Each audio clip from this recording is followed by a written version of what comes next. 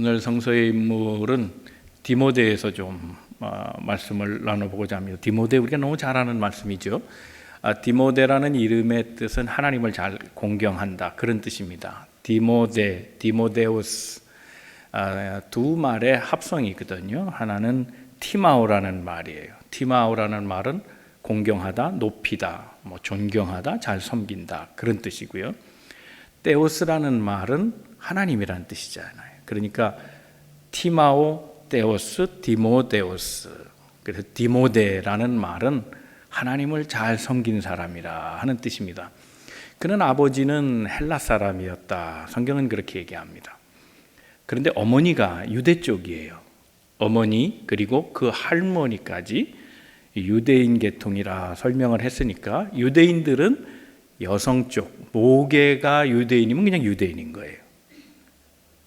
아마 교육에 문제가 있어서 그런 것 같아요. 교육은 어려서가 중요하잖아요. 어려서 교육은 아버지보다는 어머니가 시키거든요. 그러니까 어려서부터 성경을 알았나니 그러니까 분명히 그는 유대식 교육을 받은 거예요. 어머니의 교육. 그러니까 하나님의 말씀을 어려서부터 배운 사람이라는 거죠. 그런데 어려서 배운 말씀이 후에 그의 삶의 전체를 결정하는 매우 중요한 키가 됐어요. 삶의 모든 방향, 삶의 모든 결정, 삶의 모든 것, 그것을 결정하는 키가 말씀에 있었다는 거예요.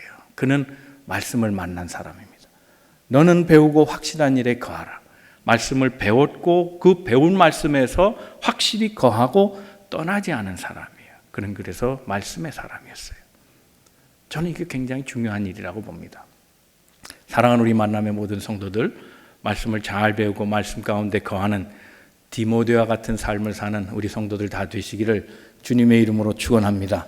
우리 옆에서 권면하시고 말씀 시작하겠습니다. 하나님은 오늘도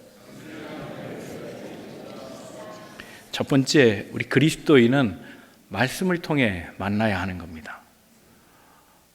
우리가 만나면 여러 가지 얘기할 수 있어요. 학연으로 만나기도 하고 지연으로 만나기도 하죠.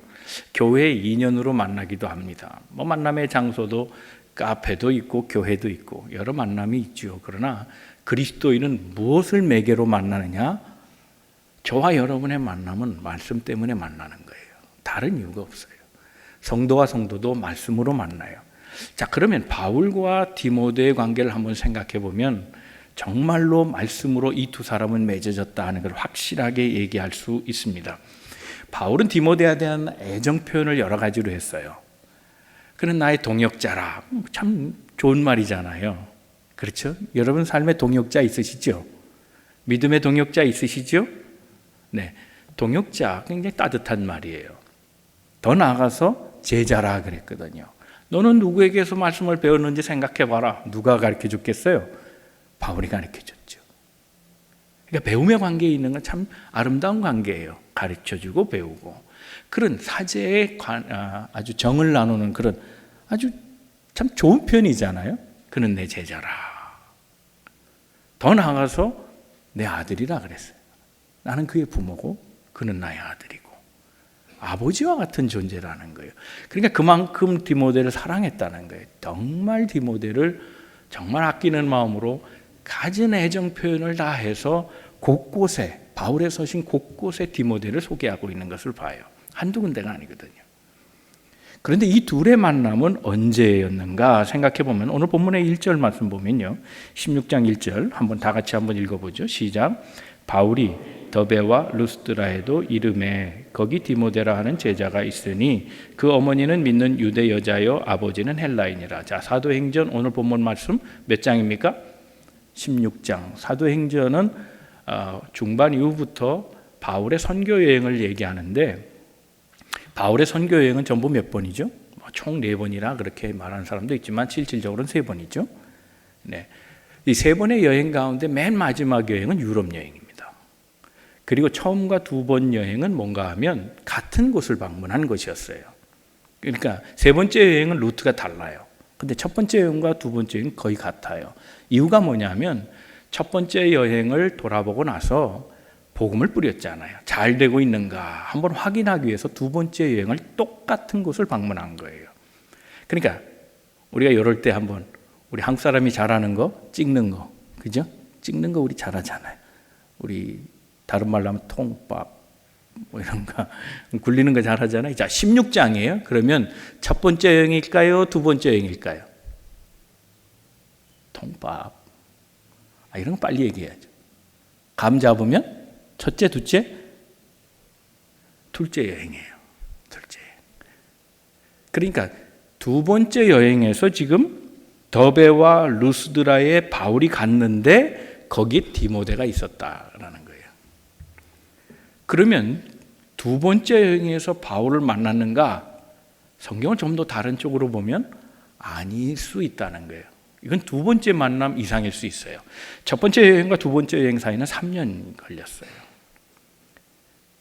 이 3년의 기간 동안 헤어져 있다가 만난 재만남일 수 있어요. 두 번째 만남이에요. 첫 번째 만남을 얘기해 주는 게 짐작해 보면 14장에 나와요. 14장에 첫 번째 여행을 하는데 거기에 더베와 루스드라를 지나가다가 더베에서 바울을 싫어하는 사람들을 만나요. 이 사람들이 다른 지역에서 몰려와 갖고 그 동네 사람이 아니에요. 그냥 죽기 살기로 바울을 쫓아다니면서 내가 바울은 가만 안 둔다 이를 악문 사람들이에요. 이 사람들이 와서 바울을 죽이려고 했어요. 돌에 맞았거든요. 그러니까 돌에 맞아서 거의 죽은 시체처럼 보였어요.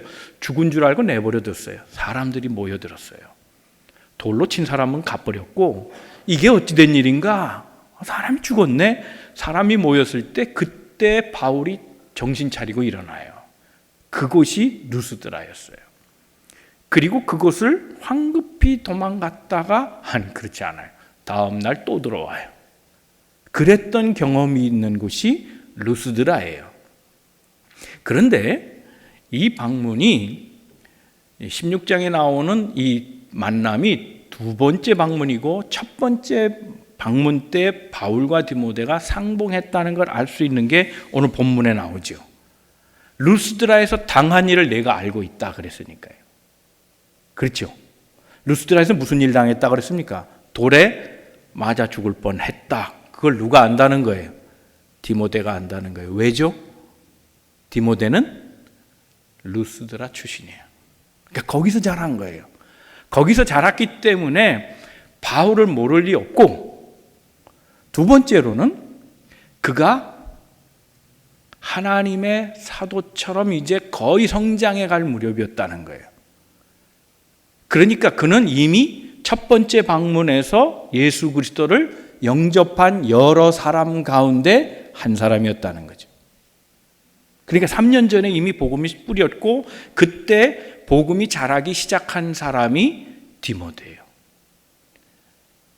그러니까 3년을 떨어져 있어도 이 믿음의 성장은 계속 말씀 가운데 이루어졌고, 그는 후에 바울이 사역하던 에베소 교회를 뒤이어서 그래서 거기에 목회자로 활동하고, 심지어는 바울이 로마의 감옥에 갇혔을 때 그와 같이 갇혔었다는 거예요. 이후에 그는 삶을 동행해요. 본문의 말씀 넘어서서요, 히브리서 13장을 한번 보죠. 히브리서 13장 다 같이 한번 읽어보겠습니다. 시작. 우리 형제 디모데가 노인 것을 너희가 알라. 그가 속히 오면 내가 그와 함께 가서 너희를 보리라. 그가 놓였다는 것, 풀려났다는 거잖아요. 어디에서요? 감옥에서요. 그러니까 바울이 감옥에 있을 때 디모데도 바울과 같이 수감됐다는 거예요. 그러니까 이 만남을 계기로 3년의 공백은 있었지만 16장 이후로는 그가 바울과 꾸준하게 선교 사역을 감옥에 갈 정도까지 같이 가게 됐다는 거예요. 자, 그런데 이 오늘 본문 읽은 사도행전 16장의 가장 중요한 사건이 뭔가 하면 이 만남 이후로 그가 선교에 동참한 자가 됐다는 거예요. 디모데가. 자, 그런데 지금 말씀드린 걸 한번 연유해서 한번 우리가 미루어 짐작을 해보죠. 이런 제안. 야, 이제 앞으로 너하고 나하고 이 3년 만에 만났는데 앞으로 말이지 내가 선교를 계획하는데 루스드라로 한번 가줄래? 자, 루스드라에서 만났다 그랬잖아요. 루스드라로 이 디모데는 그 후에 떠났어요. 그런데 다시 루스드라에서 만난 거예요. 거기서 합친 거예요. 그리로 와라 했을 때 거기로 온 거예요. 루스드라, 자기가 자란 고향이지만 그는 다른 사람이 돼서 돌아온 거 아니에요. 복음의 전파자로. 자, 복음의 전파자, 아름답죠? 이름은. 그런데 바울의 경우를 보세요. 아름다운 게 아니에요. 맞아 죽는 길이지. 젊은 사람이에요. 바울과 한 20년에서 30년 나이 차이가 있다고 봐요. 20대이거나 30대 초반일 거란 말이에요. 자, 앞길이 창창한 사람. 그런 사람을 지금 매맞는 현장에 들어가자는 거예요. 모르면 몰라요. 근데 3년 전에 이미 봤거든요. 바울이 맞아 죽을 뻔한 걸 봤단 말이에요. 쫓겨다니는 걸 봤단 말이에요. 그러니까 이 제의는 제의하는 사람도 정신이 나갔고, 그래요 갑시다 라고 말한 디모데도 제정신은 아니란 말이에요. 무엇이 이들을 다시 만나게 했으며 의기투합하게 했고, 어떤 상황에도 그 환경을 말하지 아니하고 그것이 죽음의 현장일지어도 들어가게 했는가 하는 거예요. 그 만남을 통한 하나님의 일을 가능하게 한 것은 그들을 맺어준 말씀이에요. 말씀 때문에 그런 거예요. 말씀 때문에.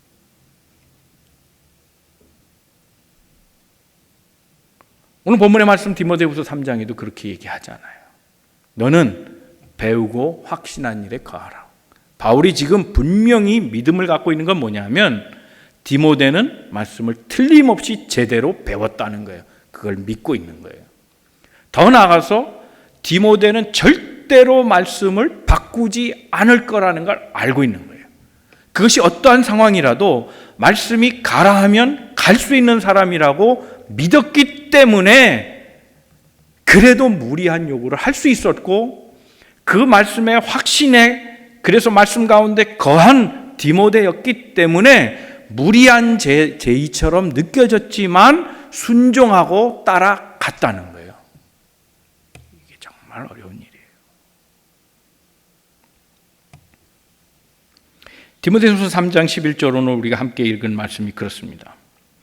박해를 받음과 또한 고난과 또한 안디옥과 이고니온과 루스드라에서 당한 일과 어떠한 박해를 받은 것을 내가 과연 보고 알았거니와 주께서 이 모든 것 가운데 나를 건지셨느니라. 알았다는 거예요. 고난, 여러 군데에서 고난 받은 거 디모데가 다 알아요. 그런데 더 중요한 게 있어요. 그 뒤에 얘기예요. 주께서 건지심 또한 알았다는 거예요. 그래서 비록 그것이 고난의 현장이었지만, 목숨을 담보하고 가야 되는 그런 어려운 지경이었지만, 그러나 그럼에도 불구하고 하나님이 살려주실 거라고 하는 것도 믿고 갔다는 거예요. 이게 가능한 일이었어요.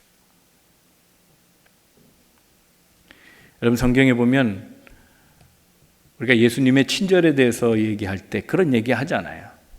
누가 너로 하여금 뺨을 때리면 반대쪽 대라는 거예요. 여러분, 그렇게 대줄 사람 있으세요? 나 자신의 뺨 맞아줄 사람 혹시 있으세요? 때리는 입장만 돼서 잘 모르시겠어요? 오리를 가면 어떻게 하라고요? 심리까지 가라. 그런 사람 옆에 있으세요? 여보게 친구, 한 오리 같이 좀 봐줄래? 내가 어려운 일이 있어. 그것이 한밤중 일이라면 말이죠. 내가 바쁜 시간이라면 말이죠. 내가 지금 피곤하고 나도 지금 어려운 상황이라면 오리 가자고 할 때 심리도 갖게 이보게 그게 무슨 말이야? 그렇게 들어줄 사람이 옆에 있으세요? 저는 바울이 참 부러워요. 고난의 현장, 앞길이 구말리 같은 청년한테 뻔히 이미 자기가 당한 고난 다 보여줬으면서도 같이 갈래. 그럴 때 선생님 그게 무슨 말씀이세요? 당신은 내 선생님이고 내 아버지고 나는 하나님의 말씀이 내 속에 있고 하나님이 나 지켜주시는 건 내가 아는데 그런 부탁을 부탁이라고 하세요. 당연히 가야죠. 나는 이 정말 바울이 부러운 것 같아요. 함석헌 선생이 그 사람을 가졌는가 하는 시가 있어요. 한번 제가 읽어보겠습니다. 말릴 길 나서는 날 처자를 내맡기며 마음 놓고 갈 만한 사람, 그 사람을 그대는 가졌는가? 온 세상 다 나를 버려 마음이 외로울 때에도 저만이야 하고 믿어지는 그 사람을 그대는 가졌는가? 탔던 배 꺼지는 시간 구명대 서로 사양하며 너만은 제발 살아다오 할 그 사람을 그대는 가졌는가? 불의의 사형장에서 다 죽어도 너의 세상 빛을 위해 저만은 살려두거라 일러줄 그 사람을 그대는 가졌는가?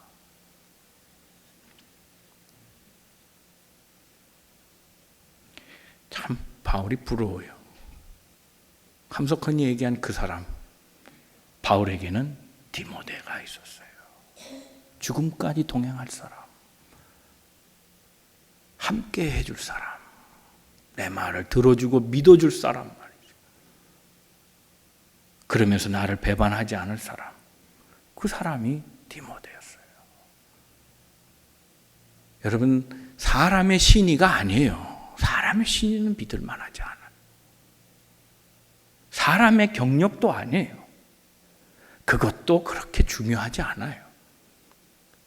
유능하고 무능하고 그 차이 그거 그렇게 별로 없어요. 똑똑하고 안 똑똑하고 그거 중요하지 않고요. 신앙생활 오래 하고 안 그거 중요하지 않아요. 정말 중요한 건 말씀에 거한 사람이에요.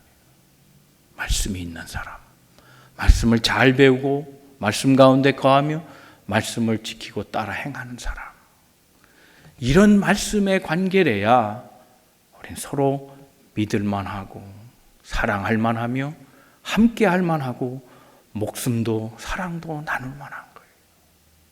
사랑하는 성도의 관계를 뭘로 얘기할까요? 그리스도인은 서로 무엇으로 만나야 한다? 의기투합해서요? 아니에요. 너와 나와 생각이 같아서요? 아니에요. 말씀이에요. 하나님의 말씀으로 만나야 하는 거예요. 사랑하는 성도 여러분, 우리 교회가 서로의 만남이 말씀이 매개가 되어서 맺어주는 그런 아름다운 관계가 되기를 주님의 이름으로 축원합니다. 그래서 위의 세대는 아래 세대를 믿어주고 서로가 서로를 믿어주고 사람과 조직이 서로 믿어주고 그런 신의의 관계는 단지 인간적 관계로 형성하는, 네, 그거는 한계가 있고요. 그건 불완전해요. 어제는 될지 몰라도 오늘 불안하고 내일 아닐 수도 있어요. 영원할 것 같은데 아닐 수도 있어요. 내 편일 것 같은데 아닐 수도 있고 아닌 것 같은데 내 편일 수도 있는 게 인간관계예요. 그런 거에 의지하는 거 아니에요. 말씀이 기초가 된 관계. 그 말씀 속에 하나님의 사랑이 있고 하나님의 믿음이 있고 하나님의 희생이 있어요. 거기에 하나님의 뜻이 있어요. 그것으로 연결되는 관계여야만 우리의 이 관계는 영원히 지속되는 그런 아름다운 관계가 되어간다는 겁니다. 주님의 말씀으로 하나 되는 우리 모든 성도들 다 되시기를 주님의 이름으로 축원합니다. 두 번째 생각할 것은 말씀은 구원을 이룬다 그랬습니다. 디모데후서 오늘 본문 3장 15절 말씀 한번 같이 읽겠습니다. 시작. 또 어려서부터 성경을 알았나니 성경은 능히 너로 하여금 그리스도 예수 안에 있는 믿음으로 말미암아 구원에 이르는 지혜가, 자, 성경을 통해 뭘 얻는다고요? 구원을 얻는다 그랬어요. 여러분, 말씀을 통해서 구원 받으셨습니까? 아멘이 뭐 이렇게 시큰둥. 이거는 좀 그냥 넘어가면 안 될 것 같아요. 이건 구원의 문제니까. 대답하기 귀찮으셔도 얘기하셔야 돼. 이거는 얘기 안 하면 구원 못 받는 거 아니에요? 확신 없으면. 그렇죠? 대답하세요. 예, 말씀으로 구원 받으셨습니까? 네. 그러셔야죠. 그러셔야 돼. 말씀은 분명 구원을 이룬다 그랬어요. 자, 그런데 구원을 이루는데 내적인 증거가 세 가지가 있어요. 이건 조직신학에서 얘기하는 건데 좀 딱딱할 수도 있지만 같이 한번 나눠보죠. 첫째는 말씀이 그렇게 증거하고 있다는 거예요. 예수를 믿으면 구원을 얻는다. 그건 말씀에 써 있어요. 그러니까 말씀을 믿으면 구원받는 거예요. 예수 그리스도를 믿으면 구원받는 거예요. 믿으시면 아멘? 말씀이 그렇게 말해요. 두 번째는 성령이에요. 성령의 내적인 증거가 있어야 돼요. 그러니까 자기 확신이 아니에요.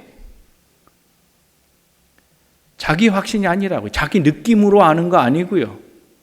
나는 구원받았겠지 정도가 아니에요. 그 확신이 어디에서 오는가? 성경을 연구한다고 오는 거 아니에요. 성경 공부를 많이 해서 오는 거 아니에요. 눈치로 때려잡는 것도 아니고, 분명히 성경에 뭐라고 되어 있는가 하면 성령이 아니고는 누구든지 예수 그리스도를 주라 시인할 자가 있다 없다? 없다 그랬어요. 성령이 아니고는 예수를 시인할 자가 없다는 거예요. 그러니까 성령의 확실한 체험이 있어야 구원받은 거예요. 더 나아가서 세 번째는 이 증거, 이게 중요한 건데 열매. 자, 말씀이 그렇다. 성령의 내적인 증거가 있다. 확신이 있다. 그 다음에 열매로 봐하는 거예요. 열매로. 자, 육으로 심으면 무슨 열매요? 육의 열매. 영으로 심으면 영의 열매. 성령의 열매가 난다 그랬어요. 그러니까 분명히 열매가 다른 거예요. 믿는다고 하면서 삶이 엉망이라면 그 사람 구원 못 받은 거예요. 우리 생명의 삶을 한 분들 다 아시죠? 구원에 대해서 두 가지 문제가 있어요. 첫째는 구원받지 못했으면서도 구원을 확신하고 있는 사람이 있어요.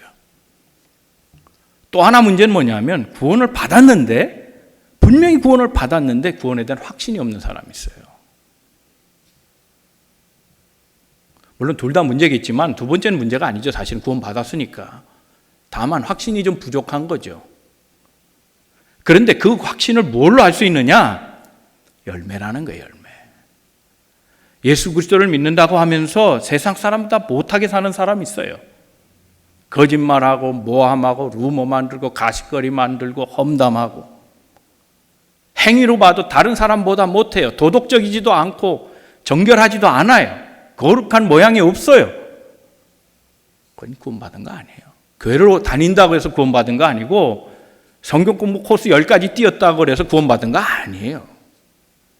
그 행위를 보아 알 수 있는 거예요. 육으로 심었으면 육으로 나는 거고, 영으로 심었으면 영으로 나는 거예요. 믿음의 사람은 믿음의 열매를 맺는 거고요. 그래서 구원받은 사람은 구원의 행실이 있는 거예요. 이 세 가지가 충족돼야 돼요. 이 세 가지 중에 가장 중요한 것이 뭐냐? 말씀이에요. 말씀. 말씀에 대한 확신이 있어야 돼요. 사랑하는 성도 여러분, 말씀으로 구원받는, 그래서 날마다 거듭나요 새로운 사람 되는 믿음의 성도들 다 되시기를 주님의 이름으로 축원합니다. 우리가 예수 그리스도를 인격적으로 만나는 이 말씀의 사건은요, 얼마나 중요한지 몰라요. 예수 그리스도를 3년 동안 따라다니고 본 사람도 구원 못 받았잖아요. 가룟 유다가 그렇죠. 그렇지 않아요? 자, 예수를 만났다. 이게 예수를 보고 살았단 말이에요. 먹고 자고 하는 거. 이거 인격적인 만남이라고 생각하면 안 돼요. 그런 거 아니에요. 예수를 인격적으로 만났다는 건 뭐냐면 성경 전체로 뚫어서 본다면 말씀을 통해서 만난 거예요. 말씀을 통해서. 누가복음 24장을 보면 거기 엠마오 도상에서 얘기를 나누는 제자들의 모습이 거기 나오잖아요. 그렇죠? 예수께서 부활하신 다음에 십자가 사건 때문에 다 도망간 제자들을 일일이 찾아다니셨어요. 그러던 중에 엠마오로 가는 두 제자를 만났는데 아마 그 두 제자는 부부일 가능성이 가장 높아요. 근데 둘이서 얘기를 하는 거예요. 얘기하고 가는데 그때 주님께서 말씀을 풀어주셨다 그래요. 누가복음 24장 27절이에요. 한번 같이 읽어봅니다. 시작. 이에 모세와 모든 선지자의 글로 시작하여 모든 성경에 쓴 바 자기에 관한 것을 자세히 설명하시니라. 성경에 쓰여진 대로 예수 그리스도가 자기에게 해당되는 말을 제자들에게 알려주셨다는 거예요. 엠마오 제자에게. 그런데 알았느냐? 그때까지는 잘 못 알았어요. 긴가민가 했죠. 그 다음에 예수가 떠나려고 하니까 엠마오의 그 제자들이 그냥 가시면 어떡합니까? 이것도 다 인연인데 우리 밥이나 좀 합시다. 그래갖고 식사를 했다는 거예요. 식사 자리에서 예수님이 또 말씀을 풀어주셨다는 거예요. 누가복음 24장 32절입니다. 같이 읽겠습니다. 시작. 그들이 서로 말하되 길에서 우리에게 말씀하시고 우리에게 성경을 풀어주실 때에 우리 속에서 마음이 뜨겁지 아니하더냐 하고, 자, 말씀을 설명해 주니까 뜨거워졌다는 거예요. 자, 엠마오 길에서 예수를 봤죠. 그게 만남이 아니라는 거예요. 그 만남이 인격적인 만남이 아니라는 거예요. 그런 만남을 통해서는 구원을 못 받는다는 거예요. 예수를 기적적으로 환상을 보거나 체험을 했어도 구원받을 수 없다는 거예요. 무엇으로 예수를 믿어 구원을 이루어요? 말씀이에요, 말씀. 말씀을 풀어줄 때 우리 마음이 뜨겁지 아니하더냐 그랬어요. 지금 제자를 만나서 예수님은 계속 뭘 풀어주신 거예요? 말씀을 풀어주신 거예요. 성경이 기록된 대로, 이사야 예언된 대로 계속 자기에 관한 말씀을 해주시고, 그가 성경에 모든 기록된 걸 밥 먹으면서도 계속해서 말씀을 풀어주니까 그때 예수님을 알게 된 거예요. 그런데 예수님은 이미 떠나고 없었어요. 예수님이 없을 때 알은 거예요. 예수님 풀어주신 사건이 그제야 생각난 거예요. 우리가 예수 만난 거 아니야? 그게 예수님과의 인격적인 만남이에요. 말씀을 통해 만난 거예요. 더 나아가서 이후에 11명의 제자가 모여서 식사 자리에서 이렇게 말씀하세요. 누가복음 24장 같은 장이에요. 44절 45절 읽겠습니다. 시작. 또 이르시되 내가 너희와 함께 있을 때에 너희에게 말한 바 곧 모세의 율법과 선지자의 글과 시편에 나를 가리켜 기록된 모든 것이 이루어져야 하리라 한 말이 이것이라 하시고, 이에 그들의 마음을 열어 성경을 깨닫게 하시고, 말씀이 이제 깨달아진 거예요. 11명의 제자들. 지금까지 읽은 건 엠마오 제자들에 대한 얘기예요. 그들 역시도 주님의 말씀, 그것을 풀어줄 때 깨달았고, 11명의 제자들도 성경의 모든 얘기들을 다 주께서 풀어주실 때에 마음을 열어 깨닫게 되었고, 말씀을 통해 예수 만나는 사건을 우리는 인격적 만남이라 말하는 거예요. 보고한다 천만에요. 3년 동안 보고도 예수를 잘 몰랐어요. 그런 만남이 아니라 말씀을 통한 만남이어야 한다는 거예요. 사랑하는 성도 여러분, 올해 이 말씀을 통해서 예수를 만나는, 인격적으로 주님을 만나는 우리 성도들 다 되시기를 주님의 이름으로 축원합니다. 제가 이 아침에 기도할 때 참 감사한 일이 있어요. 읽으면서 흐뭇한 게 있어요. 올해 사독한 분이 제일 많아요. 제일 많이 결정한 분이에요. 올해 4번 성경 읽게 해달라고, 아마 봄, 여름, 가을 생각하신 것 같아요. 그렇게 해달라고, 읽게 해달라고 다짐하면서 기도 제목을 낸 분이 있어요. 그 다음이 2독이에요. 1독은 꽤 여러 분 계세요. 여기에 이제 작년에 이제 성경을 필사한 영향이 좀 있는 것 같아요. 올해는 성경을 써보겠다는 분이 한 3분 정도 계세요. 그래서 어떤 분은 그러시더라고요. 전반기도 말씀 대행진을 좀 하면 안 되냐고. 아멘 소리는 잘 안 나오는 것 같은데. 개인적으로 쓰시겠다는 거예요, 그러니까. 그리고 이제 가을에 할 때는 이제 주어진 과제를 또 쓰시겠죠. 그렇게 한번 말씀을 필사하면 너무 은혜가 있더라는 거예요. 말씀에 사는 거예요. 그 말씀 속에서 나는 분명히 예수 그리스도를 인격적으로 만나게 되리라 믿습니다. 말씀은 그런 능력이 있어요. 그럼 말씀은 구원에 이르게 한다는 사실을 기억해야 한다는 겁니다. 자, 그런데 우리가 한번 여기서 다시 또 의문을 가질 수 있어요. 난 이미 구원을 받았는데. 그렇죠? 우리가 다 구원받은 사람 아니겠어요? 구원받았는데 또 말씀을 읽어야 되나? 네. 오늘 본문의 말씀 뭐라고 말씀하죠? 성경은 교육하기에 유익하다 그랬잖아요. 계속 배워야 하는 거예요. 배우고 또 배워야 신앙이 자라는 거예요. 육신의 나이는 뭐 때가 되면 먹고 뭐 또 먹으면서 자고 뭐 그러다가 자라나지요. 근데 영의 사람도 그런 과정을 겪어야 하는데 사실은 영을 안 먹으니까 영은 제자리로 있는 경우 많아요. 영적으로 나이가 많아도요. 죄송한 말이지만 그 내적인 성장은 거의 없는 분들 보면 좀 답답할 때가 있어요. 자라나야 돼요. 계속 배워야 돼요. 그 지난주 설교 그거 아니에요. 안주가 아니라, 그죠? 신앙생활은 안주하는 게 아니에요. 계속 말씀을 배우고 익히다 보면 우리가 잘 모르지만 어느 때인가 우리가 뛰어가고 달리고 있는 자신을 발견할 때가 온다는 거예요. 그래서 계속해서 말씀을 배워야 한다는 겁니다. 자, 16절 17절입니다. 다 같이 읽겠습니다. 시작. 모든 성경은 하나님의 감동으로 된 것으로 교훈과 책망과 바르게 함과 의로 교육하기에 유익하니 이는 하나님의 사람으로 온전하게 하며 모든 선한 일을 행할 능력을 갖추게 하려 함이라. 자, 결론이 뭐냐면 성경은 선한 일을 행할 능력을 갖추게 하는 거예요. 그런데 사람들은 배우지도 않고 선한 능력을 갖추고 있다고 생각해요.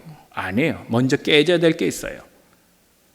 하나님의 영으로 교훈받아야 돼. 책망받아야 되는 거예요. 바르게 함, 이 과정을 거쳐야 돼요. 의로 교육받는 것을 게을리하면 안 돼요. 그래서 온전하게 깎여가고 다듬어져가는 이 과정을 지나서 선하게 되는 건데 사람들은 다 자기가 선 줄로 알아요. 그러니 안 자라죠. 자꾸 훈련하는 과정을 겪어야 한다는 거예요.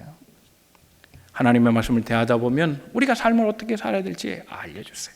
우리의 약점이 무엇이고 우리가 고쳐야 될 것이 무엇이고 배워야 될 것이 무엇이고 따라야 될 것이 무엇이고 그래서 우리 하나님의 사람으로 자꾸 주님을 닮아가도록 그렇게 가르쳐 주신다는 거예요. 여러분, 여러분이 가진 신앙을 지금 누구에게인가 전수하고 계십니까? 여러분, 이 과정을 겪으려면 우리가 온전함을 먼저 배워야 돼요. 말씀으로 배워야 돼요. 어쩌면 우리가 우리 자녀 때의 신앙교육에서 실패하고 있는 요인 가운데 하나는 뭐냐면 우리 자신이 배우지 못하고 자신이 없는 거예요. 이것에 대해 확신이 없으니까 자녀들을 내가 자신 있게 말하고 권면하지 못해요. 너도 예수 믿어라. 그건 잘 말 못해요. 아유, 나 바쁘니 그렇지. 언젠간 돌아오겠지. 그저 방기하고 있을 때가 너무 많아요. 디모데후서 2장 2절입니다. 다 같이 한번 읽어보겠습니다. 시작.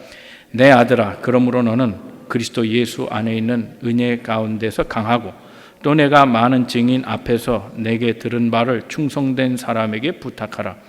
그들이 또 다른 사람들을 가르칠 수 있으리라. 자, 여기에서 신앙의 대물림이 되고 있는 걸 보여요.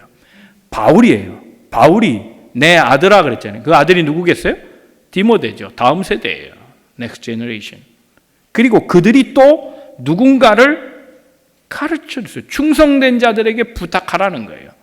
그들이, 그러니까 디모데가 또 그들에게 또 그들이 그 다음 때 그들이 또 다른 사람을 가르칠 수 있으리라. 계속 전이 되고 있죠. 전수되고 있어요. 계속 이어지고 있다는 거예요. 사랑하는 성도들은 구원의 역사는 오늘도 계속돼서 우리와 우리 다음 때에도 계속될 줄로 믿습니다. 그래야 하는 거죠. 그래야.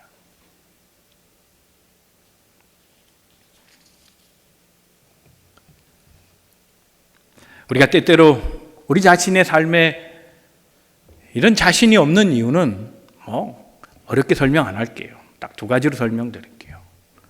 먹고 사는 게 문제냐, 먼저냐, 신앙으로 사는 게 먼저냐, 이거 헷갈려서 그런 거예요. 여러분 어느 쪽이세요? 먹고 사는 거 전자라고 치자고요. 그게 먼저다. 신앙이 먼저다. 그리고 나중에 먹고 사는 거다. 그게 후자라고 하자고요. 전자세요, 후자세요? 신앙의 성숙은 무엇일까요? 전자에서 후자로 바뀌는 거예요. 변명은 얼마든지 할 수 있어요. 왜요? 내가 먹고 살지도 못하는데 신앙은 어디 있어요? 말도 안 되지. 그죠? 잘 대답하세요. 시험에 들지 않게. 그잖아요. 내가 먹고 살지도 못하는데 신앙은 무슨 신앙에 뭐 그런 거 왜 필요해요? 그래요? 자, 보세요. 내가 먹고 사는 것이 먼저라면 그 일을 다 내가 해야지 하나님 왜 필요해요? 그건 근본에서 틀린 거예요. 신앙적인 삶이 내 삶의 기준이 된다면 그 다음엔 하나님이 내 일을 하실 거라는 믿음.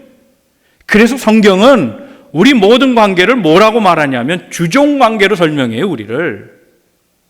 종이 먹거리 신경 쓰는 거 보셨어요? 나는 주의 일을 하면 주님은 종들을 살리신다, 먹이신다, 입히신다. 그 믿음 아니에요. 그래서 신약의 모든 성도들은 다 자신을 둘로스라고 불렀어요. 종이라. 나는 종입니다. 먼저 그의 나라 의를 구하고 살아가면 나머지는 하나님이 해 주십시오. 나는 종입니다. 나는 종의 일만 할 테니까 나를 먹이고 살리는 건 아버지 일입니다. 그거 믿고 갔다는 거예요. 여러분, 이걸 가능하게 하는 게 말씀이에요. 말씀에 대해서 확신이 없으면 이 삶은 전혀 이루어지지 않아요. 신앙의 성숙은 전혀 없어요. 신앙의 성숙이 없다면 자신감도 떨어질 것이고, 자신감이 없다면 우리 자녀에게 너 예수 잘 믿어 그렇게 말 못해요. 바쁘지, 오늘 일해야지.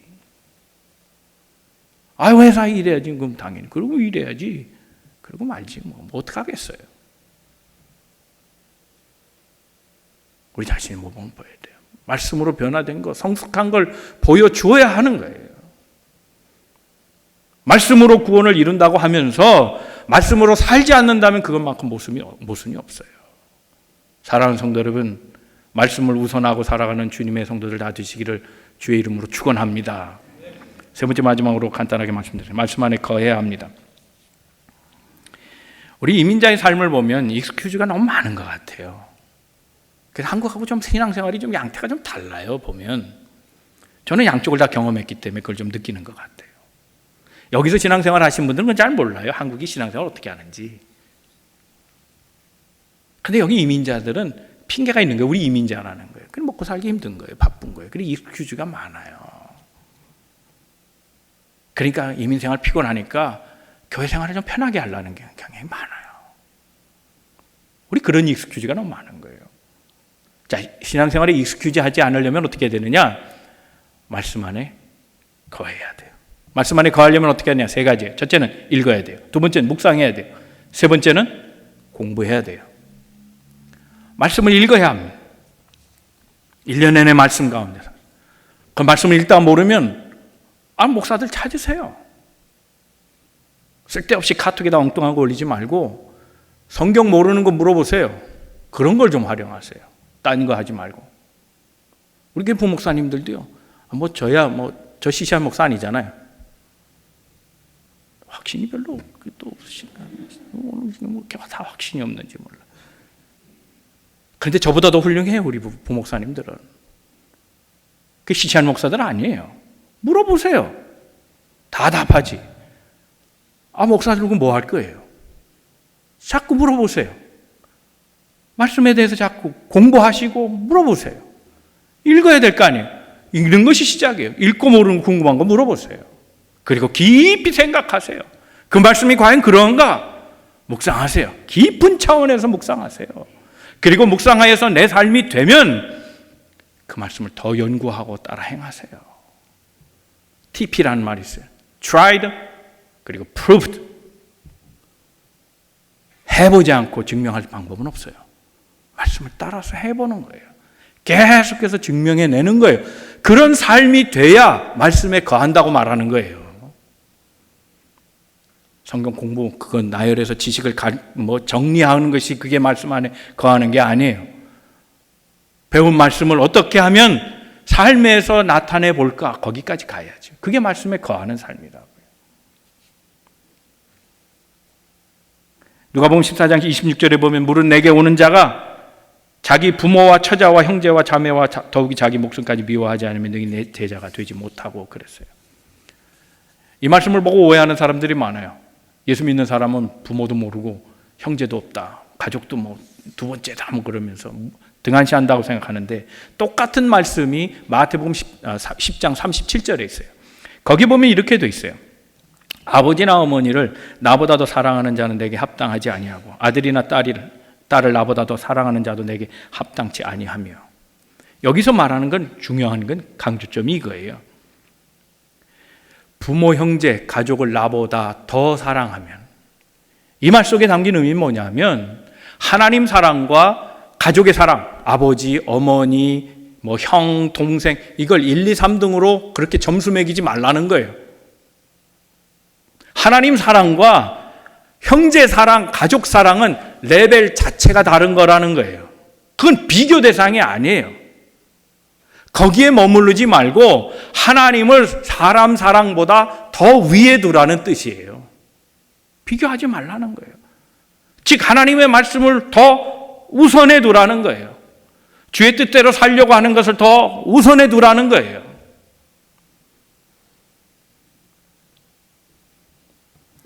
사랑하는 성도 여러분, 주님을 가장 사랑하는 성도들 되시기를 주님의 이름으로 축원합니다. 하나님이 우리 삶의 근거가 되고 주께서 주신 말씀이 내 생활의 지침이 되야 됩니다.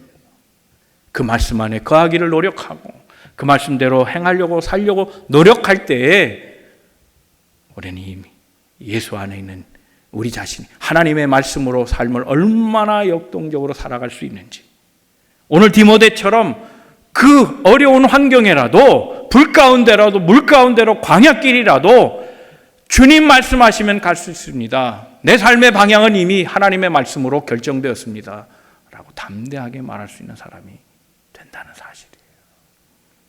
사랑하는 성도들이 말씀을 정리합니다. 말씀이 우선입니다. 말씀은 우리에게 구원을 주십니다. 그리고 우리 모든 성도는 다 말씀 안에 만나야 하는 겁니다. 세속적인 이유는 떨쳐버리세요. 말씀으로 연합되는 관계에 하는 거예요. 그 말씀이 우리 삶의 구원을 이루는 삶을 보여주세요. 그러려면 말씀이 우리 삶 가운데 거하는 거예요. 우리가 말씀 가운데 거하는 거예요. 말씀을 우선순위에 두고 말씀대로 살려고 노력할 때에 우리는 그 말씀으로 삶을 살아갈 수 있게 된다는 겁니다.